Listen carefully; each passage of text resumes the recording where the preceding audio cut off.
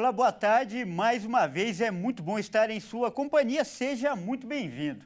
Nós estamos ao vivo, agora são 15 horas e 20 minutos pontualmente pelo horário de Brasília. Eu sou o Kleber Werneck e a partir de agora você confere comigo o que é notícia no Brasil e no mundo nesta edição da tarde do Redação Hit.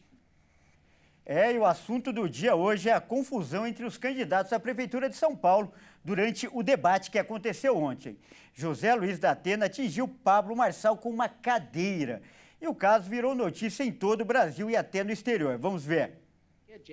Depois de provocações e acusações do candidato do PRTB, Pablo Marçal, o candidato do PSDB, José Luiz da Atena, reagiu o agredindo com uma cadeirada. Você não é homem? Não, Datena. Vai. Não! Policiais, por favor. O candidato Marçal citou uma denúncia de assédio sexual contra Datena e o questionou sobre quando acabaria com a palhaçada, em uma referência sobre uma possível desistência do opositor a concorrer o cargo. Datena rebateu, chamando de ofensas e calúnias os ataques e chamando Marçal de bandidinho. Datena reconheceu que perdeu a cabeça ao partir para a agressão. Ele disse que podia simplesmente ter saído do debate e ido embora para casa, que era muito melhor. Mas ele falou que ficou abalado com o comentário sobre a denúncia de assédio sexual, que acredita que tenha sido a causa do AVC, que matou a sogra dele. Após a agressão, a equipe de Pablo Marçal informou que o candidato precisou ser levado ao hospital. De acordo com o boletim médico, o candidato apresentou traumatismo na região do tórax à direita e em punho direito, sem maiores complicações associadas. A equipe também afirmou que registrou um boletim de ocorrência contra Datena. O apresentador da TV Cultura, Leão Serva, afirmou que o incidente foi um dos momentos mais absurdos da TV brasileira. Você não é Não, homem? Datena. Vai. Não! Policiais, por favor. E a direção nacional do PSDB disse que Datena continua na disputa e agiu em defesa da honra. Já a defesa de Marçal diz que pretende impedir a participação do candidato nos próximos debates.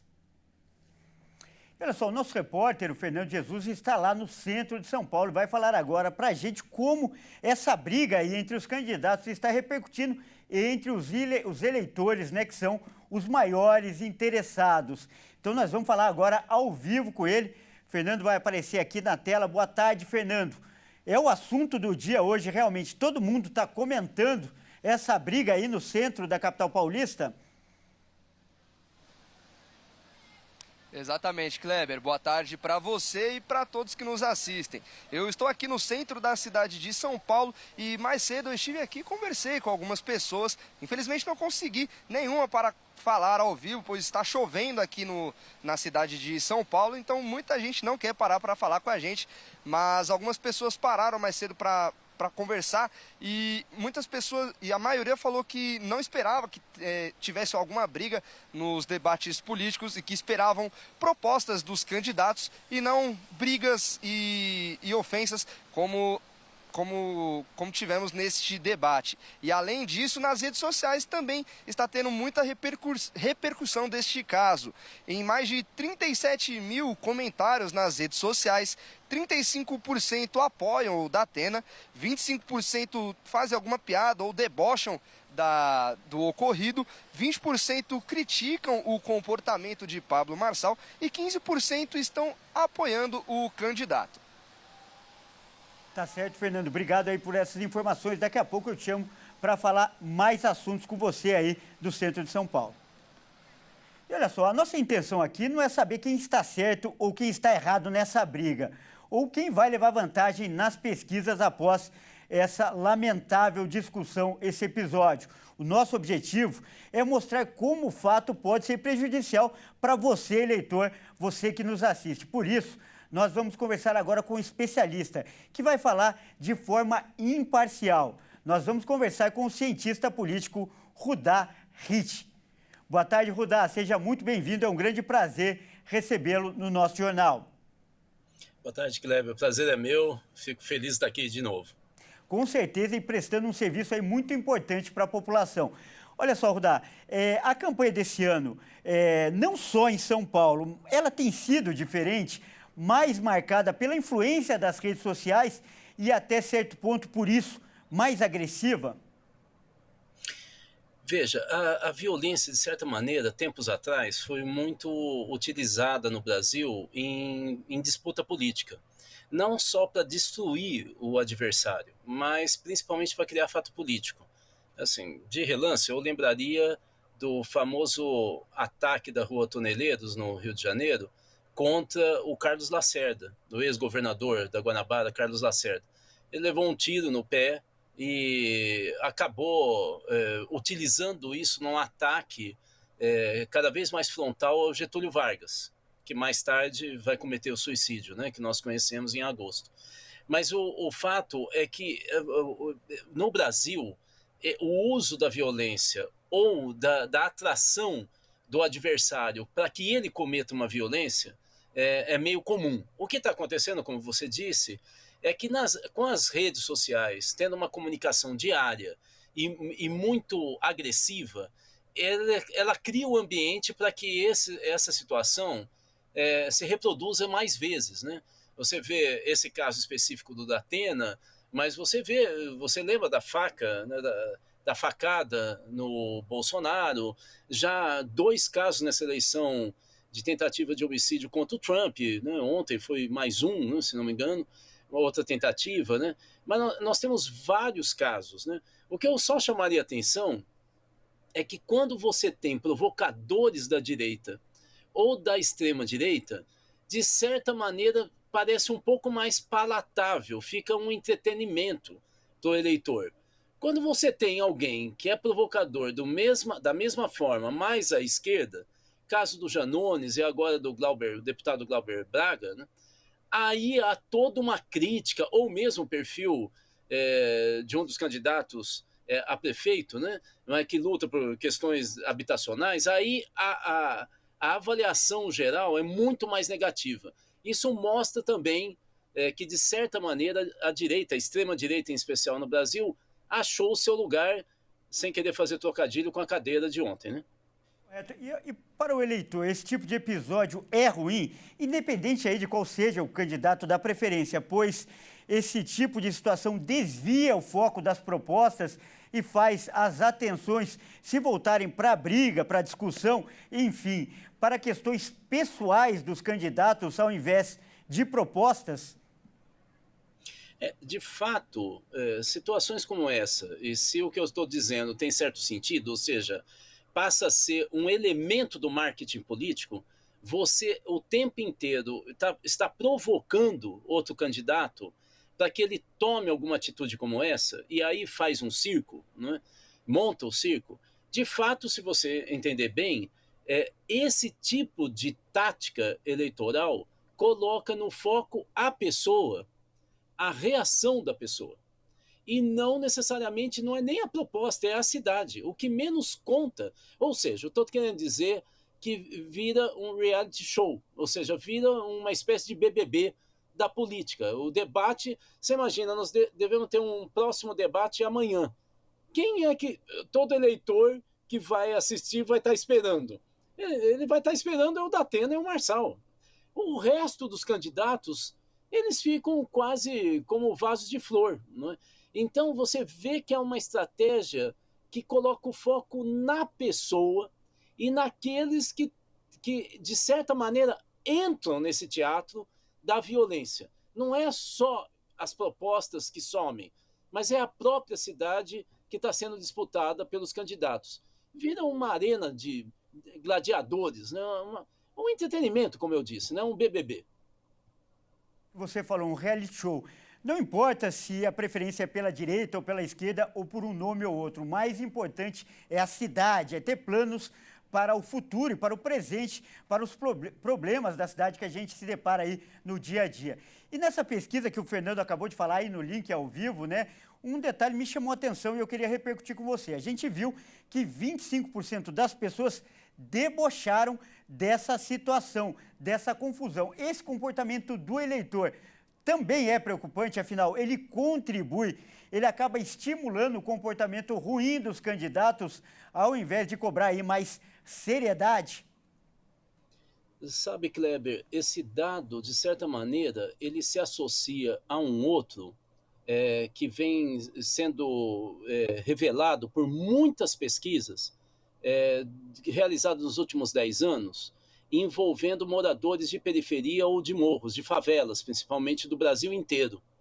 Essas pesquisas indicam o seguinte: quando a população da periferia das cidades, mas principalmente das favelas, percebe uma melhoria de vida, olha, há 10 anos que vem sendo realizada pesquisas dessa natureza.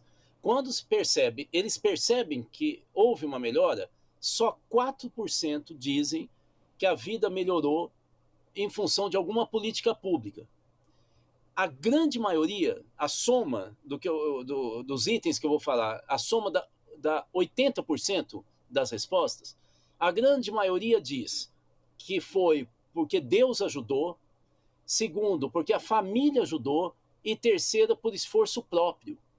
Eu não sei se você percebe que existe já uma cultura na sociedade brasileira, e aqui eu não estou falando de setores abastados, eu estou falando da população que trabalha de sol a sol para poder sobreviver. Tem uma cultura já instalada nesse setor da população brasileira, de massa, popular de fato, que acredita que o meu esforço pessoal é mais importante do que o coletivo. Há uma série de outras pesquisas mostrando que a maioria da população confia mais no núcleo mais íntimo familiar do que no amigo. Só 30% dos brasileiros dizem que os amigos importam na sua vida de fato, até para tomar decisão e assim por diante. Você vê então que a violência de ontem, como eu disse, é focado na pessoa, não é na proposta nem na cidade. De certa maneira, como você acaba de mostrar, só uma parte grande, eu acho que 25%, né, que você citou, dessa pesquisa feita nas redes sociais, ainda debocham da situação. Você vê que há um distanciamento, é como se o eleitor, pelo menos essa parcela que debochou, dissesse para a gente: pouco importa essa eleição, pouco importa quem vai ganhar, tanto faz, eu vou tocar a minha vida e é isso que importa, eu sozinho vou chegar ao sucesso, vou conseguir comprar a casa que eu quero, o carro que eu quero, pouco importa a cidade que eu moro e a eleição. É um pouco isso que eles estão dizendo. Você vê que é uma situação trágica para o presente e o futuro do Brasil, né? É cada um por si. Tá certo, então fica esse alerta aí muito importante. Nós acabamos de conversar com o cientista político Rudá Ritt. Rudá, mais uma vez, muito obrigado pela sua participação e essa contribuição tão importante para esse processo democrático. Grande abraço. Abraço, boa tarde a todas e todos. Obrigado pelo convite. Grande abraço. E olha só, nós vamos mudar de assunto agora para falar de outro assunto importante e chocante que aconteceu hoje no Rio de Janeiro. Uma casa desabou na zona norte da cidade. E olha só, um casal de idosos estava no local e foi soterrado. Mas quem vai falar essa outra história para a gente, vai aparecer aqui na tela, é o nosso repórter Anderson Nascimento, direto do Rio. Boa tarde, Anderson. História triste, né? Conta pra gente, por favor, aí, qual foi o final aí dessa história.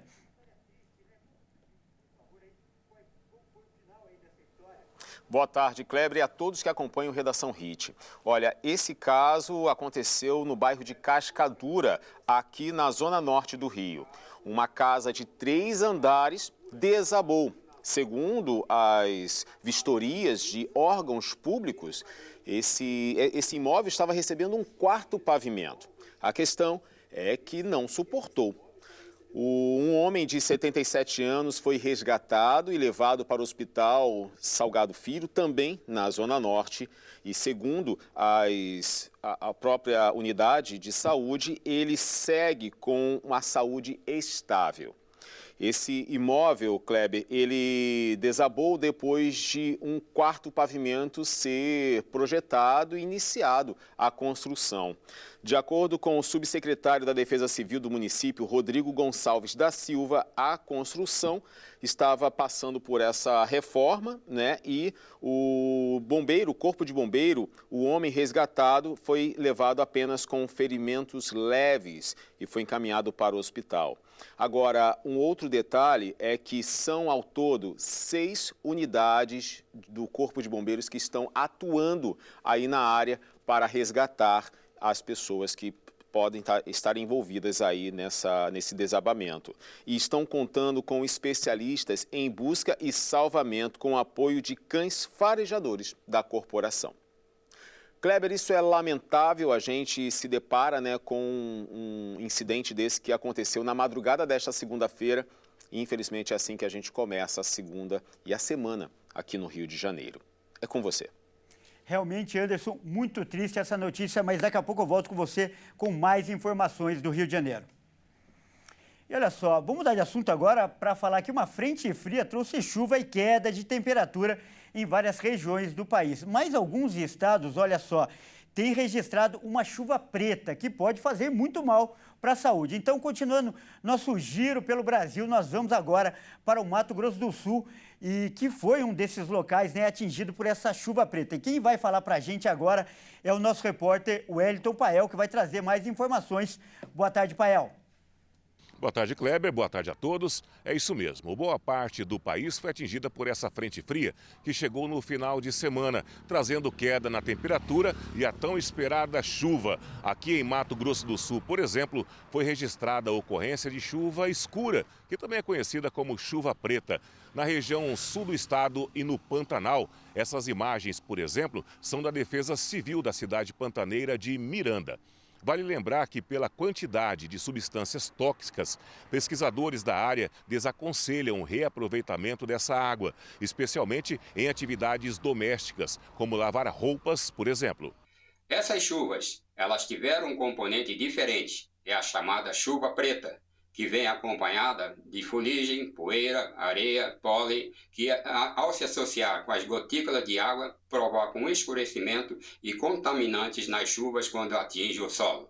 Isto provavelmente deve melhorar nas atuais condições, fazendo com que tenhamos, a partir do começo de outubro, novas situações que melhorem a atmosfera em Mato Grosso do Sul. Em Corumbá, cidade que é conhecida como a capital do Pantanal, choveu 10 milímetros em 3 dias. É pouco, mas um alívio especialmente para os moradores, que não viam uma precipitação significativa desde o início de agosto.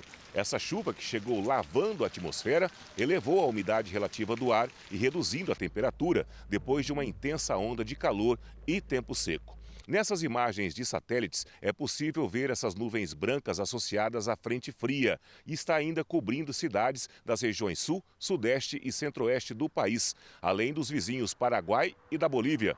Já no norte do Mato Grosso, Rondônia e Amazonas, ainda tem muita fumaça, porque na Amazônia não teve chuva. Cidades de pelo menos 6 estados do Nordeste, Norte, Sudeste e Centro-Oeste estão em situação de alerta, com umidade que não passa de 20%.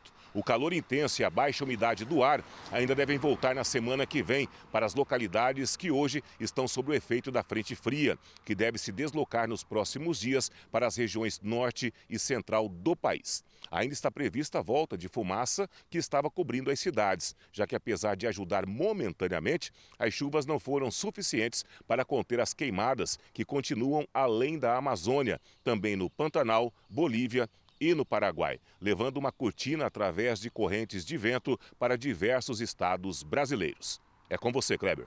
Obrigado, Pael. Vamos continuar nosso giro de repórteres pelo Brasil para voltar, né, a falar com o Fernando Jesus, que está no centro de São Paulo. E é bom lembrar que na semana passada a cidade registrou a pior qualidade de ar do mundo. E com essa chuva aí, será que a situação melhorou? Vamos voltar a falar com o Fernando lá no centro de São Paulo. As pessoas sentiram a diferença essa semana? O ar está melhor por aí, Fernando? Kleber, como você falou, a qualidade do ar na cidade de São Paulo foi considerada a pior do mundo durante mais de 4 dias, em meio às queimadas em todo o país. Mas com essa chuva, parece que deu uma melhorada, afinal já são mais de 22 pontos da cidade de São Paulo, a qualidade do ar já foi registrada como um grau bom. E eu estou aqui com a Cleia e ela vai contar um pouquinho pra gente. Ana Cleia, você sentiu que com a chuva na cidade de São Paulo a qualidade do ar melhorou? Sim, melhorou. Não está tão boa, mas está um pouquinho melhor. E se Deus quiser, tomara que a chuva venha muito mais forte, porque ela ainda está meio tímida, né? E essas últimas semanas tem sido um ar muito pesado, né? Fazendo mal para a saúde de todo mundo. E agora deu uma melhorada sim. Esperamos que melhore cada vez mais. E você sentiu nesse tempo seco que para respirar estava mais difícil? Difícil, o ar estava pesado, poluído demais, fazendo muito mal para a saúde da gente. Agora está melhor. Tá certo, então tá melhor e a gente espera que vá melhorando cada vez mais, Kleber. É com você. Muito obrigado pelas informações, Fernando. E olha só, agora chegou a hora da gente mostrar os vídeos que viralizaram, estão viralizando na internet. Vamos ver então o que é destaque nas redes sociais nesta segunda-feira. E olha só, o primeiro vídeo que nós vamos mostrar agora, né, como a gente viu aí ele falar do tempo seco, das queimadas, como algumas pessoas estão arriscando a vida para combater esses incêndios no país. Olha só, um grupo de voluntários ficou cercado pelo fogo e teve que ser resgatado de helicóptero. Vamos ver? O vídeo filmado pelo helicóptero de resgate mostra 3 voluntários que estavam perdidos durante o combate aos incêndios, na região da Serra do Mursa, no interior de São Paulo. Conforme a Secretaria de Segurança Pública, eles estavam em trabalho voluntário, ficaram sem rota de fuga por causa das chamas e precisaram ser resgatados, mas passam bem. O helicóptero da Polícia de Sorocaba lançou cerca de 54 mil litros de água na região, no mesmo dia do resgate. A Defesa Civil não sabe ao certo o tamanho da área que foi atingida pelas queimadas.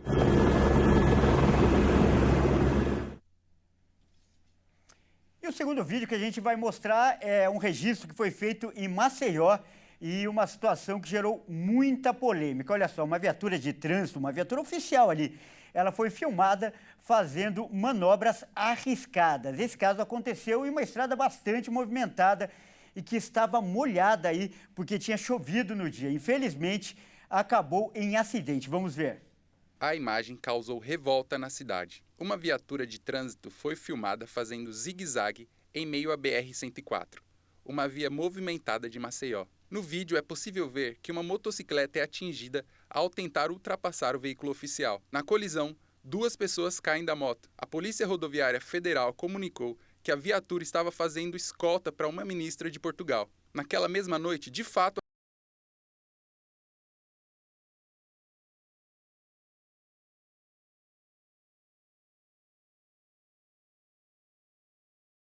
protestar em frente ao Departamento de Trânsito e Transporte de Maceió, o que causou um grande tumulto entre os agentes e os motociclistas. Vamos a outro vídeo. Olha só que perigo. Um mototáxi, ele perdeu a força, né? A moto dele não conseguiu subir uma ladeira e acabou voltando de ré. O piloto e a mulher que estava na garupa acabaram rolando no chão. Vamos conferir só que perigo. Um mototáxi estava subindo uma rua íngreme, até que o veículo começa a perder a força e volta de ré. O motoqueiro tenta segurar com as pernas, mas a moto tomba. Ele e a mulher que estava na garupa acabam caindo. A moça sai rolando, ladeira abaixo. Repare que perigo. O capacete, inclusive, sai da cabeça dela. O motoqueiro levanta e tenta ajudá-la. Felizmente, apesar do susto, não houve ferimentos graves, apenas alguns arranhais. Mas a falta de segurança nesse tipo de transporte ficou evidente. Que perigo, hein? Olha só, vamos ver agora uma carona pra lá de perigosa. Um homem, ele arrisca a vida pendurado na traseira de um caminhão. Olha só esse vídeo. Em uma das vias mais movimentadas de Belo Horizonte, um motorista de um carro flagrou uma cena inusitada e perigosa. Na traseira de um caminhão de carga, entre as rodas do veículo, estava um homem sentado, pegando uma carona. O rapaz parece bem tranquilo na viagem. Em um momento, ele até acena para um motociclista que passava ao seu lado. Segundo o motorista que filmou a cena, o viajante trafegou por pelo menos 3 quilômetros. Por sorte, não houve nenhum acidente.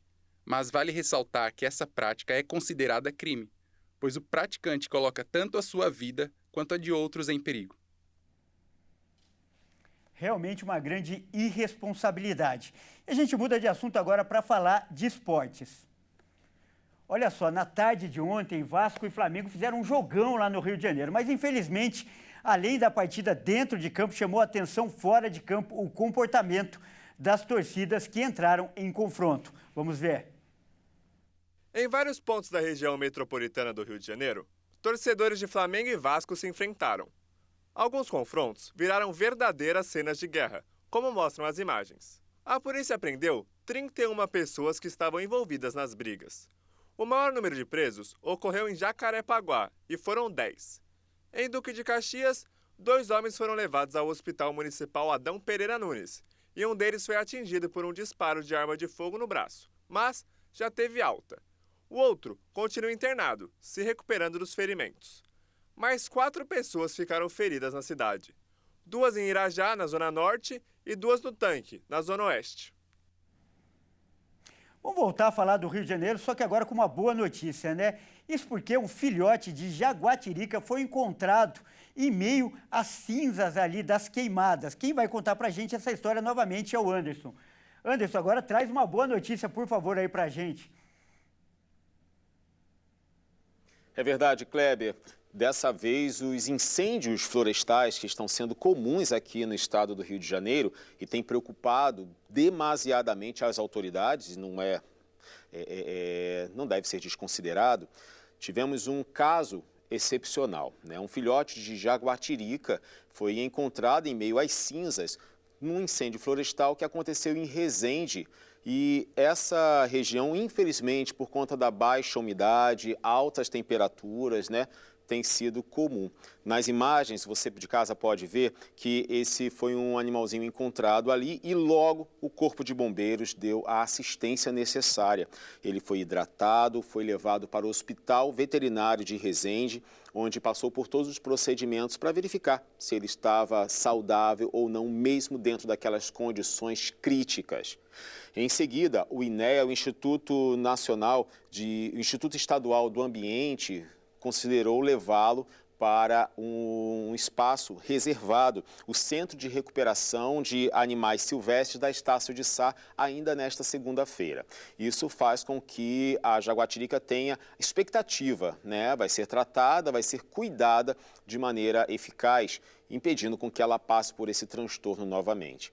Esse é um bom caso, né, de uma boa notícia para a gente começar a semana depois de todos esses incêndios. Kleber, só para termos uma ideia, no Rio de Janeiro, o Corpo de Bombeiros já foi acionado 17 mil vezes por conta de incêndios florestais. Isso prova ainda mais a urgência e emergência de atenção, cuidado com o meio ambiente que a gente precisa ter. É com você, Kleber. Muito obrigado mais uma vez pelas informações, Anderson. E que bom, né, que esse animal conseguiu ser resgatado aí com segurança e que seja bem cuidado e principalmente volte à natureza. Bom, é isso aí, essa edição fica por aqui, eu agradeço demais pela sua companhia e não se esqueça que às 18h30 eu volto com mais notícias para você. Fique agora com a sua programação local. Ótima tarde e até mais.